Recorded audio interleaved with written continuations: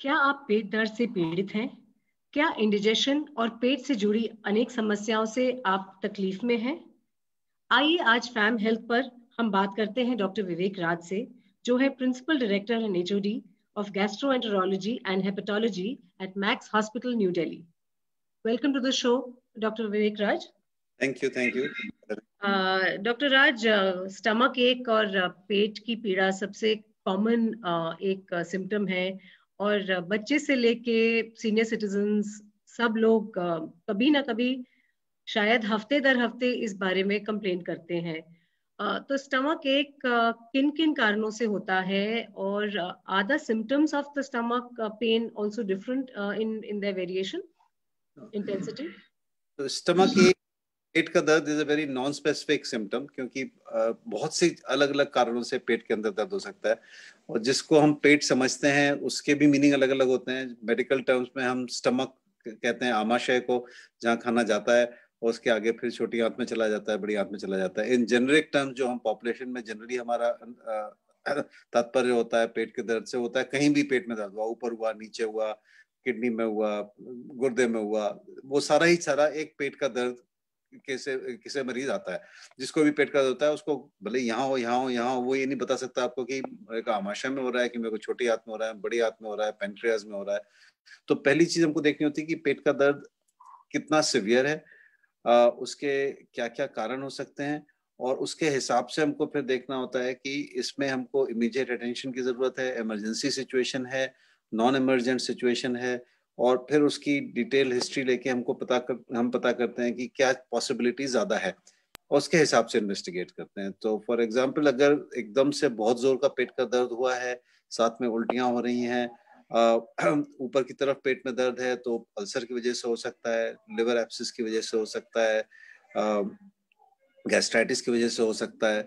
अगर वही पेट का दर्द सामने की तरफ होके पीठ की तरफ जा रहा है और बहुत ज्यादा सिवियर है, तो पेनक्रियास का दर्द हो सकता है। वही चीज आपके राइट लोअर साइड में अगर दर्द है तो अपेंडिक्स का हो सकता है। वही चीज अगर लेफ्ट साइड में है आपके और बहुत जोर का है तो डायबिटिकुलाइटिस का हो सकता है। तो ओवरऑल ये जो कंडीशंस हैं ये रिलेटिव मेडिकल इमरजेंसीज कहलाती हैं। तो अगर आपको बहुत जोर का पेट का दर्द है जो कि जल्दी से सेटल नहीं हो रहा है 10-15 मिनट 20 मिनट में, और साथ में अगर उसके उल्टियां ज्यादा हो रही हैं या बुखार आ रहा है या ब्लीडिंग हो रही है, तो ये सीरियस कंडीशन है। इसको हमें इग्नोर नहीं करना चाहिए, हमको सीधे हॉस्पिटल इमरजेंसी रूम में जाके दिखाना चाहिए, आसपास जहां भी आप सबसे आसानी से जाके देख सकें। फिर एक बार उसको इन्वेस्टिगेट करके डॉक्टर एहसास लगा सकता है कि इसमें कुछ जांच की जरूरत है, कुछ ट्रीटमेंट की जरूरत है, कुछ सर्जरी की जरूरत है, जो भी है। दूसरा जो एरिया है पेट दर्द का जो हमको ज्यादा कॉमनली महसूस करते हैं वो ये कि खाना खाया, थोड़ा पेट में दर्द हो गया, कभी मरोड़न के साथ हल्का सा दर्द हो गया, कभी हल्का सा दर्द हुआ उसके बाद ठीक हो गया। तो वो जो हम कहते हैं इसको गार्डन वैरायटी पेट का दर्द कहलाना चाहिए, उसकी जो कॉमन होता है। उसके जो सबसे कॉमन कारण होते हैं वो होता है acidity, peptic ulcer disease, gastritis, ulcer का दर्द, गैस्ट्राइटिस या पेट में सूजिश है उसका दर्द, एसिडिटी, एसिड रिफ्लक्स होता है तो उसका भी दर्द पेट में ऊपर की तरफ होता है, कई बार सीने में होता है। दूसरा जो कॉमन कारण होता है पेट दर्द का वो है छोटी आंत का दर्द, जो कि इरिटेबल बाउल सिंड्रोम, इन्फेक्शन हुआ, आपको खाना खाया उसमें इन्फेक्शन हो गया, फूड पॉइजनिंग हो गई, उससे पेट में दर्द हुआ। तो वो अलग कारण, फिर अलग तरह का दर्द होता है, थोड़ा मरोड़न के साथ होता है, सेंट्रल एब्डोमेन में होता है, और बहुत ज्यादा सिवियर नहीं होता है, लेकिन माइल्ड टू मॉडरेट लगातार हो सकता है, कंटिन्यूसली 2 दिन 3 दिन 4 दिन। तीसरा, अगर गुर्दों का दर्द होता है तो उसमें बहुत जोर का दर्द होता है, ज्यादातर पथरी कोई पास हुई गुर्दे से यूरिन के अंदर तो उसमें बहुत जोर का दर्द होता है। पीठ की तरफ भी हो सकता है, आगे भी हो सकता है, पीछे भी हो सकता है। पेशाब में अगर दर्द हो रहा है तो पेशाब की जलन के साथ लोअर एब्डोमेन में, नीचे की तरफ एब्डोमेन में दर्द होता है। तो मेनली पेट का दर्द एक बहुत ही जेनेरिक चीज है जो कि कई कारणों से होती है, और उसको हमें देखना होता है कि कितना सीवियर है और या माइल्ड है, और उसके हिसाब से बाकी जो एसोसिएटेड सिम्टम्स होते हैं तब हम अंदाज लगाते हैं कि भाई इसमें क्या कर सकते हैं, और उसमें हमको और जांच की जरूरत है कि नहीं, अल्ट्रासाउंड की जरूरत है कि गॉलस्टोन टाइप पेन लग रहा है तो अल्ट्रासाउंड करेंगे। हमको अगर इंटेस्टाइन्स का बहुत ज्यादा सीवियर दर्द लग रहा है या अपेंडिसाइटिस लग रहा है तो सीटी स्कैन करेंगे। कई बार खाली पेट पे हाथ रख के अंदाज लग जाता है कि इसमें कुछ सिवियरिटी नहीं है तो हम दवाइयों से ट्रीट करेंगे। Okay doctor Raj, will come back to the treatment and the diagnosis later, लेकिन आपने काफ़ी सारा इन्फॉर्मेशन दिया है, मैं उसमें थोड़ा डिटेल में ब्रेक डाउन करना चाहती हूँ, बिकॉज मोस्टली जो लोग घर पे पीड़ित हैं इस समस्या से, वो नहीं समझ पाते कि मेरा पेट दर्द है तो एक्सट्रीम में मुझे सोचना चाहिए या take symptomatic relief in the initial stages. So let's talk about the ones आपने जो सेकंड फेज में बताया कि जो सिंपल पेन्स हैं, जो हल्की पेन्स होती हैं, जो अगेन अलग अलग स्टमक से रिलेटेड पार्ट्स में होती होंगी, और सिम्टोमेटिक अगर जाती वो ठीक हो जाती है, आधे घंटे में ठीक हो जाती हैं, फिर शायद थोड़ा 1-2 दिन के बाद आ गई, वापस आ गई, तो ये वाली जो दर्दें होती हैं ये किस किस वजह से हो सकती हैं, सिंपल वाली जो है, और कौन से बॉडी पार्ट में आपको पेन फील होता है, so that people can identify while they are listening to this programme कि अगर मुझे यहाँ हो रहा है तो डॉक्टर राज ने बताया कि ये शायद XYZ रीजन से हो सकता है. तो जो कॉमन सबसे कॉमन होता है वो होता है अपर एब्डोमेन में, सीने के जस्ट नीचे, जहाँ पे आपके दोनों रिब्स मिलती हैं, upper part of abdomen, sort of this part of the abdomen में. सो वो ज्यादातर होता है. जैसे एसिडिटी ज्यादा हो गई, आपने हैवी खाना खा लिया, गैस्ट्राइटिस हुआ आपको, या छोटा मोटा अगर अल्सर है तो उसकी वजह से दर्द हुआ, फूड पॉइजनिंग हुई, तो उसमें सबसे कॉमनली अपर एब्डोमेन में दर्द होता है. और कई बार उसके साथ आपको हो सकता है उल्टियां भी हो या नौजिया भी हो थोड़ा. और वो नॉर्मली फिर उसको आपको देखना होता है कि भाई कुछ रिसेंटली उल्टा सीधा खाने में हुआ था, या बुखार हुआ था, कुछ और हुआ था जिसकी वजह से वायरल इलनेस में भी वहां पे दर्द हो सकता है. कई बार बहुत ज्यादा स्ट्रेस और एंजाइटी होती है, एसिडिटी होती है, उसका भी दर्द हो सकता है. तो that is more mild pain. मतलब अगर आपको स्केल 1 to 10 देना हो, और वो नॉर्मली आपका स्केल पे 2 to 3 होगा, 1 होगा, 3 होगा, लेकिन वो 8, 9, 10 नहीं होगा. उसी एरिया में अगर पेन है वो 8, 9, 10 की स्थिति में पहुंच रहा है, तो हम सोचते हैं कि गॉल ब्लैडर का पेन हो सकता है वहां पे, या पेनक्रियास का पेन हो सकता है. सो वो फिर सीवियर कैटेगरी में आ जाता है.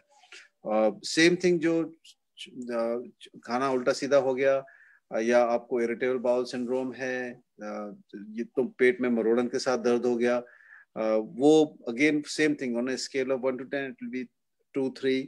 माइल्ड पेन होगा, थोड़ा सा हुआ ठीक हो गया, थोड़ा सा हुआ ठीक हो गया. सेंट्रल एब्डोमेन में अगर होता है तो हम ज्यादातर छोटी आंत के बारे में सोचते हैं कि इन्फेक्शन हुआ है, इरिटेबल बाउल सिंड्रोम है.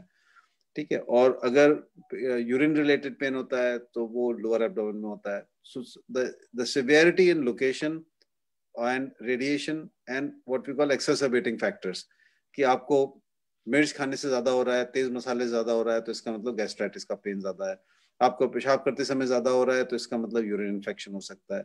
आपको साथ में लूज स्टूल्स हो रहे हैं, डायरिया हो रहा है, तो इसका मतलब इन्फेक्शन हो सकता है. तो ये सारे सिम्टम्स इकट्ठे हम देके देखते हैं. डॉक्टर राज, इसी बात से लेकर अगर हम थोड़ा और इसमें जाएं, food which is the most important thing, जो आप मुंह में डालते हैं चीज, सबसे ज्यादा अहमियत उसकी होती है, बिकॉज अगर आपने जैसे बताया कि काफी सारी चीजें जो हमारी है, तकलीफें जो है, वो इससे ही जुड़ी है, तो थोड़ा सा हमारे राइट. व्यूअर्स को समझाइए खाने का relationship with the stomach related issues and in general stomach upkeep के साथ, बिकॉज सबको मिर्ची वाला खाना पसंद है. क्या bland food is the way of life, या हम इसको कैसे मॉडरेशन में अपने लाइफ में अपना सकते हैं कि हम तकलीफ में भी ना रहें, but at the same time we can enjoy life. Right, right. So basically stomach जो है वो नॉर्मली काफी स्ट्रॉन्ग एसिड बनाता है और काफी स्ट्रॉन्ग एसिड टॉलरेट करता है. उसका पर्पज ही होता है कि खाने को पचा सके. कोई भी चीज जो स्टमक को इरिटेट ज्यादा करेगी वो पेट दर्द करेगी. तो हर चीज मॉडरेशन की बात हो जाती है, कि अगर आपने मिर्ची कभी कभी खा ली या थोड़ी खाई तो हो सकता है तंग ना करे, लेकिन अगर ज्यादा खाई आपने, ज्यादा स्ट्रॉन्ग खाई, तो वो पेट में तंग करने के चांस ज्यादा बढ़ जाएंगे. Same thing high fat food, जब हम ज्यादा घी वाला तला हुआ खाना खाते हैं तो स्टमक के अंदर जाके वो बैठा रहता है ज्यादा देर तक, स्टमक उसको ज्यादा डाइजेस्ट करने में समय लगता है, तो उसकी वजह से पेट का दर्द ज्यादा होता है कई बार. तो आप जाके पिज्जा खाया आपने बड़ा सा, तो हो सकता है आपको पेट का दर्द ज्यादा हो, बजाय उसके कि आपने वही चीज कम घी या तेल वाली चीज खाई, कोई या कम फैट वाली चीज खाई. तीसरी चीज अल्कोहल, जो कि डायरेक्ट इरिटेंट है स्टमक के लिए, और ज्यादा तो नहीं कहूंगा मैं, लेकिन काफी लोग जब डिनर के लिए जाते हैं या घर पे खाना खाते हैं तो साथ में ड्रिंक करते हैं, और drink on empty stomach is even worse, तो दैट कॉजेज डायरेक्ट इरिटेशन. अब वो हर एक पे डिपेंड करता है कि हर इंसान की टॉलरेंस अलग अलग होती है। अब कुछ लोगों को आदत है मिर्ची बचपन से ज्यादा खाने की, तो उनको तंग नहीं करेगी। जिनकी आदत नहीं है उनको तंग ज्यादा करेगी। अगर आपका पेट में सूजिश है, इन्फ्लेमेशन है, कुछ है, तो वही सेम अमाउंट ऑफ मिर्ची आपको ज्यादा तंग कर सकती है, सेम अमाउंट ऑफ मसाला ज्यादा तंग करेगा। जैसे स्किन के ऊपर हम अगर खाल के ऊपर हम खाली मिर्ची डालें तो कुछ भी नहीं होता, लेकिन अगर वहां चोट लगी हुई है और ब्रूज है उसके ऊपर मिर्ची डालें तो बहुत जोर से जलेगा। तो पेट के अंदर की जो लाइनिंग है म्यूकोसा कहलाती है, वो हमारी स्किन की तरह है। जब तक वो हेल्दी है तो उस पर आप काफी सारे प्रहार कर सकते हैं, वो टॉलरेट कर जाती है। लेकिन अगर उसमें सूजिश है, थोड़ी इन्फ्लेमेशन है, अल्सरेशन है, बैक्टीरिया होता है एच पायलोरी, की वजह से गैस्ट्राइटिस है, तो वही चीज आपको ज्यादा तंग करेंगी। डॉक्टर राज, अगर एंड आई अगेन, जैसे मैंने शुरू में बोला था कि ऐसा तो मैं अपने एक्सपीरियंस में जानती नहीं हूँ जिसको कभी पेट का दर्द ना हुआ हो या कोई ना कोई इरिटेशन ना हुई हो इन सम फॉर्म और द अदर, माइल्ड और सिवियर।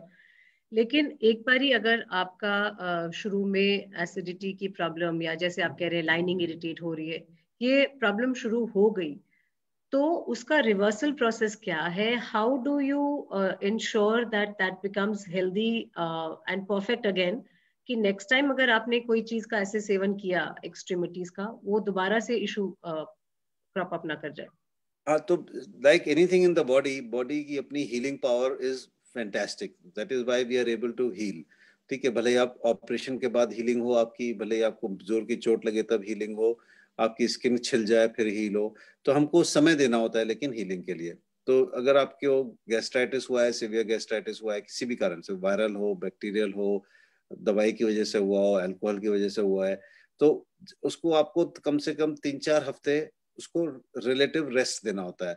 कि अगर आपको, आपने बहुत ज्यादा ड्रिंक कर लिया, फॉर एग्जांपल आपको सिवियर अल्कोहलिक गैस्ट्राइटिस हो गया, तो जब तक नए सेल्स नहीं आएंगे, नई लाइनिंग नहीं आना चालू होगी, तब तक वो इरिटेटेड रहेगा। तो जब जैसे स्किन के ऊपर अगर जब तक नई स्किन नहीं आती तब तक वो इरिटेबल रहेगा। तो उसमें 3 से 6 हफ्ते लगते हैं नॉर्मली नई स्किन आने में। अगर अल्सर्स हो गए हैं बाई चांस, तो उसको हील होने में 6 से 8 हफ्ते लगते हैं। सो इसलिए पहली चीज तो ये कि अगर आपका इरिटेट हो रहा है पेट, तो थोड़ा सा कुछ दिन के लिए, 2 हफ्ते 3 हफ्ते के लिए, थोड़ा relatively bland food, simple food, without without actually pushing it too hard, कि ठीक है हो जाएगा, नहीं हो रहा 3 दिन बाद हम दोबारा खा के देखते हैं, फिर क्यों नहीं हो रहा, फिर क्यों नहीं हो रहा। So you have to give it some time to heal internally. And जो दवाइयां हैं वो इसी में हेल्प करती हैं। जब एसिडिटी की दवाइयां देते हैं हीलिंग के लिए, या एंटासिड्स देते हैं लाइनिंग कोट करने के लिए, उसका मेन आइडिया ये होता है कि स्टमक को थोड़ा चांस मिल जाए हील होने का अपने आप। डॉक्टर राज, एक सवाल आया है हमारे पास फेसबुक पे। सुरभि पूछती हैं, how to go about treating ulcers and how to treat shrinkage of the intestine. ये श्रिंकेज ऑफ इंटेस्टाइन होता क्या है, पहले ये बता दीजिए हमारे व्यूअर्स को। Shrinkage of intestine is not a medically right term, क्योंकि श्रिंक नहीं होती है इंटेस्टाइन। इंटेस्टाइन में आपको सूजिश हो सकती है, इन्फ्लेमेशन हो सकता है, इंटेस्टाइन स्लो मूव कर सकती है जिसकी वजह से कॉन्स्टिपेशन हो सकता है, इंटेस्टाइन फास्ट मूव कर सकती है जिसकी वजह से डायरिया हो सकता है, लेकिन there is nothing called shrinkage of intestine. Adhesions हो सकते हैं आपके, अगर ऑपरेशंस हुए हैं तो इंटेस्टाइन इधर उधर चिपक गए अंदर जाके, तो उसकी वजह से दर्द हो सकता है। तो shrinkage is medically not a right term at all. ठीक है, और दूसरा क्वेश्चन क्या था इनका? It is how to get rid of, how to treat ulcers in the stomach. हाँ, सो अल्सर्स में देयर आर 2 और 3 common causes of ulcers. So mostly अगर अल्सर्स हैं तो हमको पहली चीज तो उसकी डायग्नोसिस एक्यूरेट होनी चाहिए। वो टिपिकली एंडोस्कोपी से होती है। सबको डर लगता है एंडोस्कोपी से, लेकिन 5 मिनट का टेस्ट होता है। उसमें हम एंडोस्कोप पतली सी ट्यूब डाल के मुंह से, उसके अंदर कैमरा लगा होता है, उससे हम देख लेते हैं, तो टीवी के ऊपर हमको पूरी स्क्रीन में दिख जाता है डिटेल में। तो 5 मिनट में हमको पता चल जाता है कि अंदर अल्सर है कि नहीं है। दूसरी चीज जो सबसे कॉमन कारण होते हैं अल्सर के, वो एक तो होता है पेन किलर्स, जो काफी कॉमनली लोग खाते रहते हैं। इबुप्रोफेन खा लिया, पेनाडोल, सॉरी नॉट पैरासिटामोल से नहीं होता है, लेकिन जिसमें भी नॉन स्टेरॉइड्स कराते हैं, वोवेरॉन, इबुप्रोफेन, कॉम्बिफ्लैम, इस तरह की जितनी दवाइयां हैं पेन किलर्स जो हम काफी कॉमनली यूज करते हैं। Would these also include the ones that women take during their menstrual cramps on? वो भी included है इनमें? What they take, because for menstrual cramp lot of women take different things. So antispasmodics don't cause this, जैसे Meftal, पास है, Okay. Bosco, नॉर्मेक्सिन है, they don't cause ulcers. But anything that contains non-steroidal, so जिसमें भी ibuprofen है, या जिसमें diclofenac है, ये सारे जेनरिक नेम्स हैं। ये वाली जो दवाइयां हैं, कॉम्बिफ्लैम है, तो इन सब से इरिटेशन होता है स्टमक में, और इट कैन कॉज अल्सर्स। अगर रेगुलरली यूज कर रहे हैं तो उससे अल्सर होने का चांस ज्यादा बढ़ जाता है। कुछ लोगों को इवन छोटी डोज से हो सकता है, even aspirin can cause ulcers. So that is, so एक तो सबसे कॉमन कारण ये होता है। दूसरा सबसे कॉमन कारण होता है बैक्टीरिया, होता है हेलिकोबैक्टर पाइलोरी, जो कि वाइडली प्रेवलेंट है। तो हिंदुस्तान में रफली या डेवलपिंग कंट्रीज में करीब 70% लोगों के पेट में वो बैक्टीरिया पाया जाता है। और डेवलपिंग कंट्रीज में जहाँ hygiene standards are better and the climate is probably colder, वहाँ पे करीब 30% केसेस में पाया जाता है। लेकिन हर एक के पेट में वो अल्सर नहीं करता है, वो कुछ केसेस में अल्सर कर सकता है, कुछ में गैस्ट्राइटिस करता है। लेकिन अगर आप सारे अल्सर के पेशेंट्स लें तो उसमें करीब ड्यूडनल अल्सर के 90% केसेस में, और स्टमक अल्सर्स, गैस्ट्रिक अल्सर्स में 70% केसेस में हेलिकोबैक्टर पाइलोरी की वजह से होता है वो। तो it's a very common cause of ulcers. So that is the other thing we check. हम जब एंडोस्कोपी करते हैं या कई बार स्टूल टेस्ट से भी कई बार पता करते हैं, या ब्रेथ टेस्ट से पता करते हैं, तो अल्सर की हीलिंग के लिए सबसे पहली चीज होती है कि क्या कारण है। कुछ केसेस ऐसे हैं जिसमें कोई भी स्पेसिफिक कारण नहीं है। उसका जो बेसिक प्रिंसिपल होता है अल्सर हीलिंग का, वो यही है कि आपने अगर एच पाइलोरी है तो आपने उसको ट्रीट किया, और अगर आपको पेन किलर्स की वजह से हुआ नॉन स्टेरॉइडल तो वो आपने बंद की, और अगर वो सब कुछ नहीं है तो फिर हम मेनली एसिड सप्रेसेंट्स यूज करते हैं, पेंटोसेडोज, रेजोहोज, ये सब चीजें हैं जो कि अलाउ करती हैं स्टमक को हील होने में। डॉक्टर, ये अल्सर्स को ट्रीटमेंट शुरू होने के बाद में कितना टाइम लगता है सबसाइड होके नॉर्मलाइज होने में? तो अगर सही दवाई चल रही है, फॉर सही रीजन से चल रही है, मान लीजिए आपका एच पाइलोरी बैक्टीरिया की वजह से हो रहा है, या आपका नॉन स्टेरॉइडल की वजह से हो रहा है, वो हमने जो प्राइमरी कॉज है उसको ट्रीट कर दिया, तो सिग्निफिकेंट अल्सर हीलिंग, करीब 80% अल्सर्स 6 वीक्स में हील हो जाते हैं, 80 to 90% हील हो जाते हैं। कई बार कुछ अल्सर्स को ज्यादा समय लगता है, डिपेंडिंग ऑन द साइज, कि कहाँ पे है अल्सर, कितना बड़ा अल्सर है। जितने ज्यादा बड़ा अल्सर हुआ उतना ज्यादा समय लगेगा हील होने में। तो रफली आप ये समझ लीजिए 6 to 8 वीक्स लगते हैं अल्सर्स को अच्छे तरह से हील होने में। डॉक्टर सुरभि और एक सेकंड क्वेश्चन पूछ रही हैं, शायद वो काफी इस प्रॉब्लम से पीड़ित हैं। कह रही है कि I got detected through endoscopy and colonoscopy ulcers are in the large intestine, what is a permanent food remedy apart from antibiotics? तो large intestine is a totally different ball game. Large intestine में ulcers अगर हैं, that's typically ulcerative colitis, which is inflammatory condition, auto immune condition. उसमें long term treatment चाहिए होता है। You don't get off medication. You can go up and down on the type of medication. The other common cause for large intestinal ulcers is infectious ulcers like amoebic colitis, and like sometimes giardia normally doesn't cause ulcers, but amoebiasis does cause ulcers. So those are treated with a short course of antibiotics. एक हफ्ते का antibiotic, 10 दिन का antibiotic से वो वाले ulcers ठीक हो जाते हैं। लेकिन मेरे ख्याल से जो ये कह रही हैं कि इनकी लार्ज इंटेस्टाइन में अल्सर्स हैं, that is either Crohn's disease or ulcerative colitis or tuberculosis. Those are 3 common causes of persistent multiple ulcers in large intestine. So So what would your advice be to her? What is the next diagnosis that needs to be done to narrow down if it could be one of these as you're that suggesting?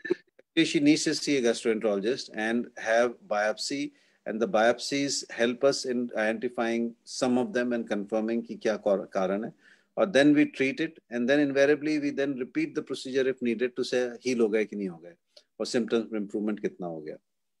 Okay, I hope that answers Surbhi's questions. I think she's been suffering for a while. Hopefully she will find remedy soon. अगला एक सवाल आया है, community से आया है कि पेट में गैस क्यों बिल्डअप होती है, इसको कैसे कंट्रोल किया जाए?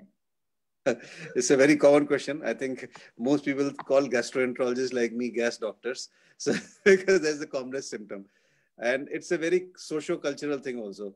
कि जितनी गैस हिंदुस्तान में बनती है उतनी शायद दुनिया के किसी भी देश में नहीं बनती है। Is that to do with our food? Is that the consumption of the food in the...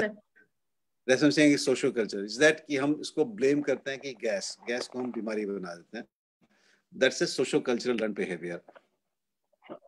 Okay, we've lost your video, doctor. Yeah. Call आ रही थी। सो जो नॉर्मली हम जब भी खाना खाते हैं, पानी पीते हैं, सांस लेते हैं, थोड़ी थोड़ी हवा हमारे पेट में जाती है, तो वो नॉर्मल है। वो जाके पेट में इकट्ठी हो जाती है, और उसके बाद समय समय पर हम या तो डकार से निकल जाती है, और या बाकी खाने और पानी के साथ में वो पेट से फिर आगे छोटी आंत में जाके पूरा चक्कर काट के 15 फुट छोटी आंत, 4 फुट 5 फुट बड़ी आंत में से निकल के नीचे से गैस पास हो जाती है। तो ये नॉर्मल प्रोसेस होती है। ये अगर इंटरप्ट हो जाती है तो ज्यादा प्रॉब्लम होती है, लेकिन हर इंसान गैस पास करता है और हर इंसान कभी कभी डकार करता है, तो इसमें बीमारी नहीं होती है। दूसरा, लोगों को लगता है जब ब्लोटिंग हो गई, गैस बहुत भर गई अंदर, तो उसमें ये होता है, उसका जो सबसे कॉमन कारण होता है कि अगर आपको पेट में कुछ भी इन्फ्लेमेशन है, सूजिश है, कुछ है, तो वही जो सेम अमाउंट ऑफ गैस जो हम नॉर्मली, हमको पता भी नहीं चलती है, वो लगता है आपको जैसे बहुत भर गई। ठीक है, तो दैट इज अदर रीजन। तीसरी चीज, जो गैस बनती है पेट में, वो बनती है मेनली लार्ज इंटेस्टिन में, जहाँ पे इंटेस्टिन में बैक्टीरिया एक्ट करते हैं और स्टूल बनता है जहाँ आपका बेसिकली। सो जरा टॉयलेट जहाँ बनता है, तो सारा लिक्विड आता है लार्ज इंटेस्टिन में, वो पानी एब्जॉर्ब हो जाता है, बैक्टीरिया एक्ट करते रहते हैं, जो हमारे खाने पीने का जो बचा सामान रह जाता है, जिसको हम वेस्ट मटेरियल कहते हैं, उसमें गैस बनती है और वो फिर नीचे से फ्लैचुलेंस होती है, पास होती है। So that is the other aspect of gas. So अगर ये कोई भी चीज एक्सेसिव है, तो आपका अगर खाने में मान लीजिए, अगर आपका खाने में संतुलित खाना नहीं है अगर आपका, तो आपने ज्यादा चीनी वाला ज्यादा खाना खा रहे हैं, मीठा ज्यादा खा रहे हैं, तला हुआ घी वाला ज्यादा खाना खा रहे हैं, तो हो सकता है कि आपको गैस ज्यादा बने लार्ज इंटेस्टाइन में, जहाँ पे बैक्टीरिया को भी वही चीज पसंद है जो आपको चीज पसंद है। ठीक है, आप अगर ज्यादा Pepsi, Coke, carbonated drinks P रहे हैं, तो ऑब्वियसली आप उतनी गैस ज्यादा अंदर ले रहे हैं पेट में, तो वो या तो डकार के फॉर्म में निकलेगी, या वो आगे जाके फिर इवेंचुअली पूरी इंटेस्टाइन को क्रॉस करके ब्लोट करेगी पहले, उसके बाद नीचे से निकलेगी। ठीक है, so that is the other common cause. तीसरी चीज ये है कि अगर आपको सिवियर कॉन्स्टिपेशन है, so the gas is forming more, क्योंकि इतनी देर ज्यादा स्टूल पड़ा हुआ है इंटेस्टाइन में, और पास भी ज्यादा हो रही है, और पास हो नहीं पा रही है क्योंकि कॉन्स्टिपेशन रास्ता रुका हुआ है। सो दैट इज अ मोटा मोटा एक्सपेक्टेशन ऑफ गैस। बट जो लोग यहाँ हम कहते हैं गैस सिर में चढ़ जाती है, हम यहाँ हाथ दबाते हैं तो डकार आ जाती है, वो सारा सोशो कल्चरल है। There is no connection between stomach, intestine and head. यहाँ गैस नहीं चढ़ सकती, ब्रेन का कोई कनेक्शन नहीं है डायरेक्टली। लेकिन हाँ, ये हो सकता है आप अनकंफर्टेबल फील करते हैं, जिसको आप कहते हैं गैस चढ़ गई सर में। ठीक है, या आपको लगा कि यहाँ दबाया और डकार आई, वो स्वॉलोड एयर होती है, ये होता है, you swallow air and you breathe, and that is commonly related to anxiety also. Okay. Doctor, you were talking earlier about the pain and in different parts of the entire, whatever, the stomach area, the intestines, etc. So इसमें भी कोई अलग type की है जो अपने आप patient identify कर ले कि अगर पेन लोकलाइज्ड है, क्रैम्प लाइक हो रही है, या moving from one place to another, what are the differences in these kinds of pain that they can identify? तो ये थोड़ा सा मुश्किल होता है किसी के लिए भी आइडेंटिफाई करना, मतलब even as when we train doctors, it takes us a while to teach them and train them to say how to identify what is serious, what is not, how to identify what is arising from where. And खाली history से वो नहीं पता चलता, कई बार आपको पेट पे हाथ रख के देखना पड़ता है, एग्जामिन करके देखना पड़ता है। तो मेन जो जनरल पब्लिक के लिए मैं कहूंगा कि अगर आपका pain on a threshold of, as I said, 1 to 10 में अगर 4-5 से ज्यादा है, और अगर वो 15-20 मिनट, आधे घंटे से ज्यादा परसिस्ट कर रहा है, तो आपको एक बार डॉक्टर से दिखा लेना चाहिए। भले ही वो आप लोकल डॉक्टर को दिखाएं, भले इमरजेंसी में दिखाएं, डिपेंडिंग ऑन द सिवियरिटी, क्योंकि उसको हमें अपने आप सेल्फ असेस करना है, या वीडियो कॉल पे भी असेस करना मुश्किल हो जाता है। बहुत से पेशेंट मुझे वीडियो कॉल पे फोन करते हैं कि पेट में दर्द हो रहा है, यहाँ हो रहा है, वहाँ हो रहा है, वो बिना पेट पे हाथ रखे हमको नहीं कई बार पता चलता है, और उसके बाद भी हमको फिर आगे इन्वेस्टिगेट कई बार करना पड़ता है, उसके बाद भी हमको नहीं पता चलता है। So the physical examination is an absolute essential part of trying to get to bottom of things. So all we can say symptomatically is कि ऊपर की तरफ दर्द हो रहा है पेट में, तो स्टमक की वजह से हो सकता है, सेंटर में हो रहा है तो छोटी आंत से हो सकता है, नीचे हो रहा है तो यूरिनरी ब्लैडर की तरफ से हो सकता है, अगर पीछे की तरफ ज्यादा हो रहा है, साइड में ज्यादा हो रहा है, तो किडनी की वजह से हो सकता है। So that's a very broad way of looking at it. Okay, Doctor, we'll spend a little more time on the serious stomach-related issues which cause the more serious pains, and आपने शुरू में उसके बारे में थोड़ा सा highlight किया था, थोड़ा सा उसके बारे में बताइए कि ये कौन सी diseases हैं, if you can tell us again, and इसमें then what are you supposed to do, और आपको क्या सही सवाल पूछने चाहिए आपके अपने डॉक्टर से to understand कि क्या ट्रीटमेंट होने वाला है? तो जो सबसे कॉमन कारण होते हैं सिवियर एब्डोमिनल पेन के, एक तो ऑब्वियसली पेप्टिक अल्सर डिजीज, जिसको अगर अल्सर है तो उसको कई बार बहुत जोर का दर्द होता है, कोई जरूरी नहीं है कि वो माइल्ड पेन ही हो, माइल्ड भी हो सकता है, सिवियर भी हो सकता है, एक वो होता है। दूसरा अपर एब्डोमेन की बात कर रहा हूँ मैं। और दूसरा कॉमन कारण होता है गॉल स्टोन्स, कि गॉल स्टोन अगर जाके स्टोन अगर पथरी है गॉल ब्लैडर में, वो अगर उसके गॉल ब्लैडर में जाके नेक के ऊपर जहां से वो निकलने की कोशिश करती है फंस गई तो बहुत जोर का दर्द होता है। और वो दर्द कई बार 2 घंटे 3 घंटे में कम हो जाता है जब पथरी वापस स्लिप बैक करके अंदर चली गई गॉल ब्लैडर में, या अगर फंसी रह गई तो दर्द बढ़ता जाता है, सिवियर होता जाता है राइट अपर साइड में और सेंटर एब्डोमेन में, अपर एब्डोमेन में। ये कॉमनली गॉल ब्लैडर का होता है। दूसरा होता है पेंक्रेटाइटिस, जो कि लेस कॉमन कंडीशन है बट रेयर नहीं है बिल्कुल, one of the commonest presentations for abdominal pain in emergency rooms. उसका बहुत सिवियर पेन होता है, पीठ की तरफ जाता है, वॉमिटिंग होती है and just doesn't get better, it's excruciating pain. आपको घंटा 1.5 घंटा 2 घंटा लगा बना रहेगा till you end up in the hospital. So that is more in the upper abdominal pain. फिर एज ग्रुप पे भी डिपेंड करता है, तो अगर राइट लोअर क्वाड्रेंट में सिवियर पेन हो रहा है then it's more likely appendicitis. In women sometimes you get infection in the ovaries and to be ovarian infection which can present with severe pain. In older age group one of the common causes of severe pain is diverticulitis, जो कि छोटी छोटी pockets बन जाती हैं colon में, वो कई बार इन्फेक्शन हो जाता है उसमें। सो देन अगर बहुत ही सिवियर पेन हो रहा है और फिजिकल एग्जामिनेशन में भी कुछ नहीं पता चल रहा है, you are writhing in pain, that's very commonly seen with either decreased blood supply to the bowel, which is a uncommon presentation of pain but very serious, or kidney stones which cause very excruciating pain. So इसलिए the best way for a general person to say कि भाई ये कितना serious है, इसका क्या करना है, आप खाली ये देख सकते हैं कि कितना सिवियर है और कितनी देर चल रहा है। अगर सिवियर है तो आप उसको उसके ऊपर बैठना नहीं चाहिए, you should seek medical attention, ठीक है। और अगर परसिस्ट कर रहा है कि रोज हो रहा है 4 दिन में 4 बार हो रहा है, 8 बार हो रहा है, 10 बार हो रहा है, दैट्स अनदर इंडिकेशन कि आपको बिना डिटेल हिस्ट्री डिटेल एग्जामिनेशन के अलावा बिना हम नहीं पता कर पाएंगे कि क्या होगा। डॉक्टर एक और सवाल आया है हमारे पास, रोहिणी जी पूछ रही है जयपुर से, क्या गैस होने से शुगर लेवल हाई होता है एंड वाइस वर्सा, क्या शुगर लेवल हाई रहने से गैस हो जाती है? तो मैं फिर से यही कहूंगा ऐसे कि गैस बीमारी नहीं होती, पहली बात। शुगर लेवल जब हाई होता है तो आपकी इंटेस्टिनल मोटिलिटी स्लो हो जाती है, तो इसलिए ये हो सकता है कि आपको पेट ज्यादा भरा हुआ लगे, आपको गैस ज्यादा महसूस, जिसको हम गैस कहते हैं, डिस्कम्फर्ट ब्लोटिंग ज्यादा हो आपको। सो शुगर बढ़ने से ये ब्लोटिंग गैस ये सब थोड़ा ज्यादा हो सकता है, गैस की फीलिंग ब्लोटिंग एसिडिटी ज्यादा हो सकती है, लेकिन उल्टा नहीं होता है कि गैस की वजह से शुगर हो जाए, ये नहीं होता है। आपने जैसे बोला डॉक्टर राज की गैस इटसेल्फ बीमारी नहीं होती है, it's a symptom of something that you are going through, but initial stages में वही सबसे पहले निकल के आता है।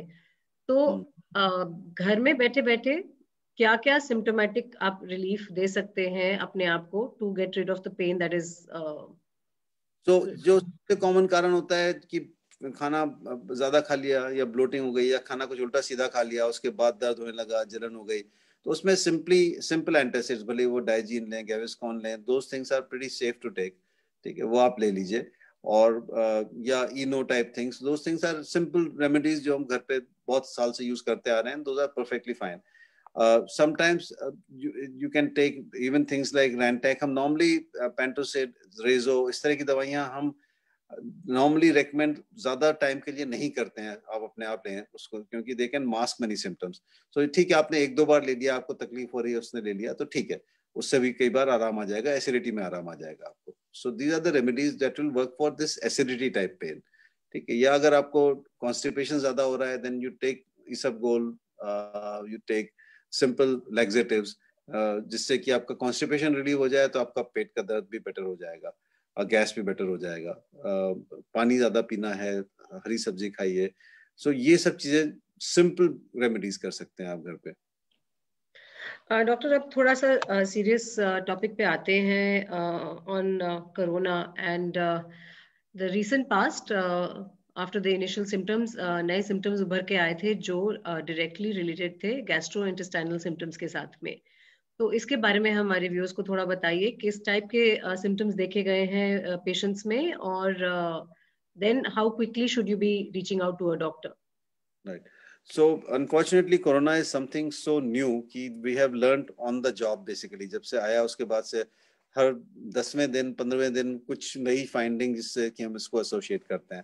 तो मेन थिंग इज कि करीब 15 से 25% तक केसेस में सिग्निफिकेंट गैस्ट्रोइंटेस्टिनल सिम्टम्स होते हैं. ठीक है. जो सबसे कॉमनली हमको देखने को मिला है वो severe abdominal pen and cramps and diarrhoea. So ये सबसे कॉमन सिम्टम है. Nausea, severe abdominal pen, diarrhoea. Also bleeding. So anywhere from 1 to 5% of the patients with corona have had gastrointestinal bleeding, either stool के साथ में bleeding, vomiting, blood में. क्योंकि corona करता क्या है, इसका जो मेन अटैक एरिया है वो ब्लड वेसल्स को ज्यादा अटैक करता है. जहाँ पे सॉफ्ट टिश्यू है वहां ज्यादा अटैक करता है. इसीलिए लंग्स के अंदर सबसे ज्यादा इसके सिम्टम्स होते हैं, क्योंकि लंग में सॉफ्ट टिश्यू बहुत मतलब it's a very very porous thing and very high blood supply area. Liver को अफेक्ट करता है तो लिवर ब्लड टेस्ट गड़बड़ हो जाते हैं. इंटेस्टाइन में अल्सर्स कर देता है और उसकी वजह से सिवियर पेन होता है. So main presentations are diarrhoea, severe abdominal pain, cramps, nausea, sometimes vomiting, gastrointestinal bleeding, liver blood test abnormalities, as a result loss of appetite, severe nausea. और दूसरी प्रॉब्लम ये है कि इसके साथ में इसका वेरिएबल प्रेजेंटेशन है और वेरिएबल ड्यूरेशन है. तो कुछ पेशेंट्स हैं जिनको खाली 2-4 दिन तंग करके ठीक हो गया. कुछ हैं जिसमें कि 3-3 हफ्ते, 4-4 हफ्ते, 5-5 हफ्ते तक सिम्टम्स परसिस्ट करते हैं. इसका स्पेसिफिक ट्रीटमेंट भी कुछ नहीं है. So that is the other problem कि हमारे पास कोई स्पेसिफिक ट्रीटमेंट नहीं है इसका. तो मेनली सिम्टोमेटिक ट्रीटमेंट ही देते हैं इसमें. और अगर ब्लीडिंग हो रही है तो हम एंडोस्कोपी से करके ब्लीडिंग को रोकने की कोशिश करते हैं. अगर पेन ज्यादा है तो हम एंटीस्पाज्मोटिक्स देते हैं, कोलोस्पा, नॉर्मैक्सिन, ड्रोटिन, ये सब देते हैं. एसिडिटी, नोजिया की दवाइयां देते हैं. सो सिम्टोमेटिक ट्रीटमेंट ही कर पाते हैं हम इसमें ज्यादातर. So doctor, when should the patient who may or may not know that they have corona, but ऐसे symptoms अगर उनको दिखाई देते हैं तो जब तक डायरिया चल रहा है या बेसिक पेन चल रही है तो शायद वो घर पे कर लें ट्रीट. बट जैसे आपने बोला कि ब्लड भी दिखाई देता है स्टूल्स में और वो सब सीरियस इश्यूज हैं, तो when should the patient come to a doctor like you? So firstly अगर आपका कोविड से कांटेक्ट है, so that's the history becomes extremely important कि आपके घर में किसी को कोविड हुआ है, आपके वर्क प्लेस में कोविड हुआ है, तो हो सकता है आपका प्राइमरी प्रेजेंटेशन गैस्ट्रोइंटेस्टिनल प्रेजेंटेशन हो. तो इसका मतलब कि अगर आपको सिवियर सिम्टम्स हो रहे हैं और आपका कांटेक्ट हुआ है किसी से या पॉसिबिलिटी स्ट्रांग है, then you should definitely consult the doctor early. कि अब जैसे हमारे लैब में somebody was working in the lab and her husband had COVID and she had no symptoms, no respiratory symptoms, कुछ भी नहीं हुआ था, लेकिन severe GI symptoms started. And but she obviously had a lot of contact with possible contact with COVID. So उनका जब antibody test किया, that was positive. Respiratory symptoms were not there. So जो हमने nasopharyngeal swabs करते हैं, they were negative. But antibody test was positive. So we are seeing many patients like this. एक और doctor colleague हैं हमारे, उनके साथ भी ये हुआ था कि main symptom was just severe abdominal pain, diarrhea, extreme weakness, and he couldn't figure out. हमने blood test किए, stool test किए, उसमें कुछ खास नहीं निकला. तो फिर हमने कोविड एंटीजन टेस्ट किया, लेकिन एंटीजन टेस्ट नेसोफेरेंजियल जब तक आपको जीआई सिम्टम्स होते हैं वो ऑलरेडी नाक से, मुंह से जाके, गले से जाके ऑलरेडी इंटेस्टाइन तक पहुंच चुका होता है, वहां से गायब हो गया ऊपर से. तो वहां का टेस्ट आपका नेगेटिव आया. स्टूल में कोविड आरटीपीसीआर हो नहीं पाता है क्योंकि उसमें is already denatured the virus. So stool test are very sort of difficult to do to check COVID. So उसमें भी ये हुआ कि एंटीबॉडी टेस्ट किया, antibody was positive. So main thing is कि अगर आपको एक्सपोजर का रिस्क है और आपको सिग्निफिकेंट सिवियर जीआई सिम्टम्स हो रहे हैं, then you should definitely see the doctor, maybe get a COVID antibody test and then see. अगर सिम्टम्स माइल्ड हैं तो you can just wait out to see symptomatically. अगर bleeding है, definitely for whatever cause there is a gastrointestinal bleeding, you need to see a doctor because there can be multiple causes. Some of them can be very serious, some of them can be less serious, some of them may present with a major bleed the next time. So any bleeding, definitely see a doctor. Pain which is severe, definitely see a doctor. Pain which is persistent or symptoms which are persistent beyond a week or so, you should see a doctor as far as the COVID component is concerned. I just want to ask you one more question about आपने बोला कि जब तक antigen test कराया और वो virus निकल गया बॉडी से बाहर, सॉरी, कितना टाइम लगता है for the virus to have exited the body for us to understand that एक जमाने में वहां पे था या whatever? What is the duration that? So again, that's what I'm saying. इसके बारे में the information is still very, very variable. So some people clear the virus within 3 days. And some people have been, आप negative करते 4 हफ्ते हो गए, उसके बाद भी उनका वायरस नेगेटिव नहीं हुआ. So that depends on the body's immune response, कि कितनी जल्दी उन्होंने फाइट किया. That depends on the how strong the particular virus was, what was the viral load जो आपको infection जिससे हुआ था primarily, high viral load infection था कि थोड़ा सा infection हुआ था, ठीक है, आपकी innate immunity कितनी थी. इसलिए इसको ये कहना बड़ा मुश्किल है. अब ये वही बात हो जाती है कि चाइना हिंदुस्तान में घुस आया तो उसको निकालने में कितना समय लगेगा. अब हो सकता है कि हम डोकलाम पे हमने उनको रोक दिया तो वहां रुक गए. 1962 में वो आ गए थे तो अंदर घुसते चले गए थे, अभी तक नहीं निकाल पाए जहां से वो घुसाए थे. अब पता नहीं क्या हो रहा है बॉर्डर पे हमको कि कितनी दिन तक घुसेंगे, कितने दिन तक रहेंगे. आपने एक ही आंसर से दो चीजों की जवाब दे दी, दोनों में इन्वॉल्व है. I think basically it depends a lot. So इसलिए कोई definite answer नहीं है. Typically we say कि अगर आपके symptoms हैं और symptoms नहीं है आपके और आपका exposure हुआ है, तो by 10 days you are unlikely that अगर 10 दिन तक आपको symptoms नहीं हुए exposure के बाद, तो आपको virus probably चला गया है. That is the data that we have received so far. और अगर symptoms आपको चालू हो गए एक बार, then majority of patients will clear the virus within about 10 to 14 days. If mild symptoms. लेकिन अगर आपको severe symptoms हैं, then that means you may take fairly long time to clear the virus. So China is at the border and at our lungs at both places right now, strategically placed. Coming back to this, just before we end, Dr. Raj, gut जो है हम stomach जिसको जानते हैं, सबसे important अंग है in a way in the body because उसकी खराबी की वजह से काफी body की functioning खराब या सही चल सकती है. So, as parting words, what would you like to tell our viewers? किस तरीके से ध्यान रखना चाहिए और simple जो चीजें हैं, जो simple tools हैं, जो अपने आप घर में अपने आप को safe रखने के लिए, what should people do? Right. So, very simple fact is, the output always depends on the input. So, in any life situation. So, clean and healthy diet is the number one key because the job of the gut is to process food.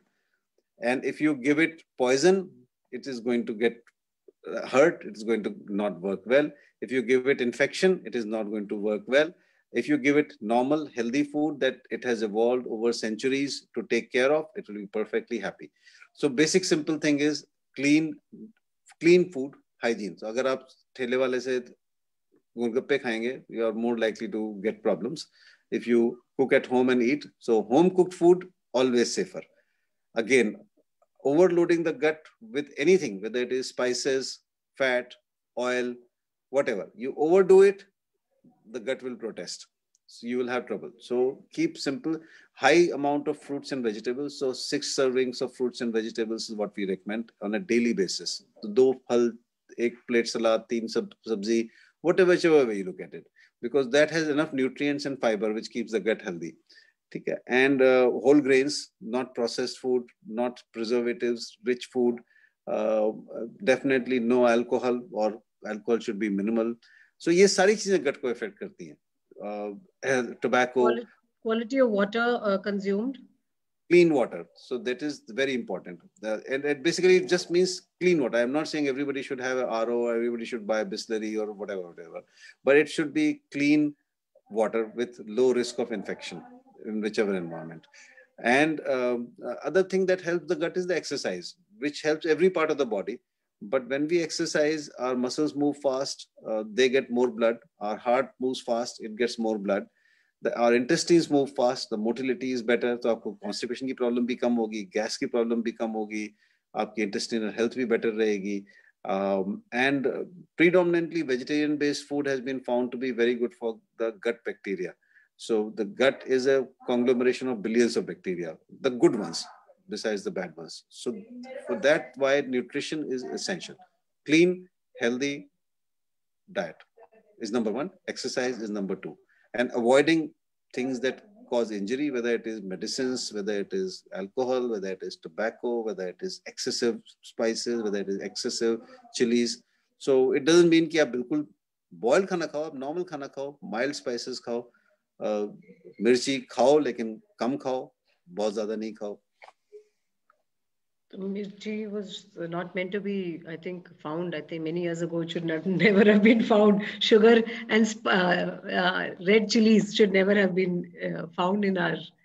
And red chilies, I don't know, but chilies themselves have vitamin C, so they have minerals. So it's not that it is completely, useless thing. It's a question of moderation. It's a question of the amount and how you eat it. So that is the main thing actually. So that's true with almost every food item that we consume. You do it in except lot of people have these juices ki karele or lauki ka juice pi diya. I've had patients who are presented just with simple vegetable juices presented with severe gastritis because you have concentrated all those chemicals into a form. So agar your body was going to tolerate 3 parts per million of a chemical, suddenly you have 300 parts per million of that chemical, it is going to irritate the gut.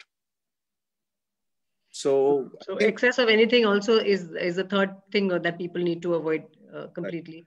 Right. Dr. Raj, last but not the least, how do you keep your gut healthy?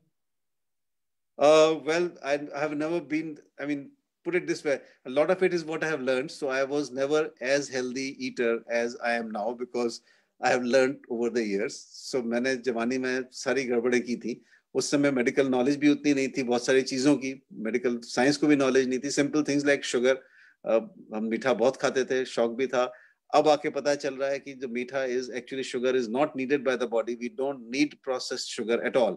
There's enough normal sugar in the fruits and vegetables and everything that we eat, and sugar is a poison especially for Indians because of insulin resistance. Okay? So simple things like that. Now, for the last few years, since I've learned more about it, so number one, I have fruits, vegetables. On average, I have 2 fruits and 3 to 5 servings of salads and vegetables combined. Whole grains. I don't eat out often, once in a month maybe. I don't drink often. I have a couple of glasses of wine maybe twice a month. That's about it. That's also if I really want to celebrate something. So as a routine, I don't. So that is, and exercise, I'm not doing enough as much as I should be doing. But I think at work, I climb stairs rather than taking the lift. I walk all day. I'm on my feet all day working. So that gives me at least some physical exercise. And 3 days a week, I do exercise in the name of exercise also. But I should be doing 6 days a week, which is what the recommendation is, 45 minutes at least of fairly vigorous exercise. So those are the basic things which are going to keep your gut healthy, your heart healthy, your liver healthy. Essentially, as I said, it's input and output.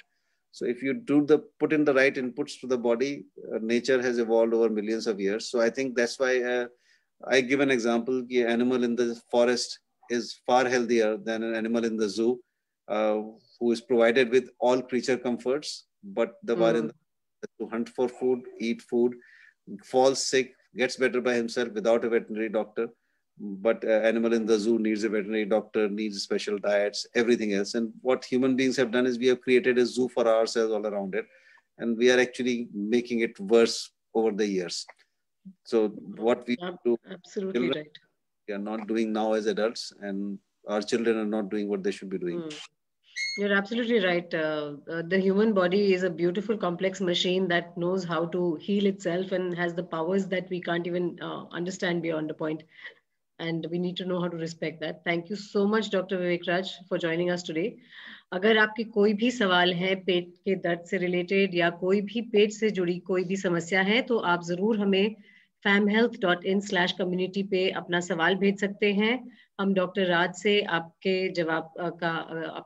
सवालों का जवाब जरूर देंगे. और अगर आपको उनसे जुड़ना भी है तो भी आप हमें लिख सकते हैं और हम जरूर कोशिश करेंगे कि आपको उनसे जोड़ने की कोशिश करेंगे. Thank you so much, Dr. Raj, for joining us today, and have a nice day. Thank you.